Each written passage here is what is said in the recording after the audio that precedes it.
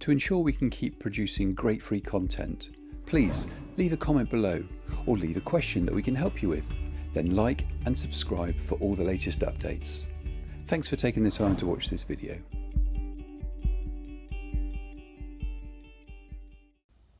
This is just one small thing that is not a feature or anything, but it's just to be aware. As we know, when taking a photo and you have your mute off or you have your volume up, when taking a photo, the actual shutter is quite loud. So when in places like churches or meetings, or you want to take a photo that is not distracting anybody else, is to know how to mute the camera shutter. There are two ways that you can actually turn off the sound of the shutter being released. One is to flick the side button on the iPhone to mute.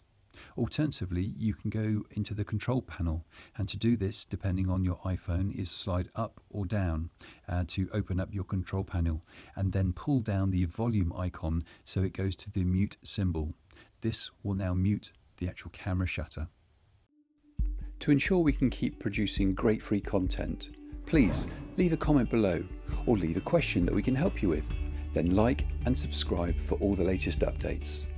Thanks for taking the time to watch this video.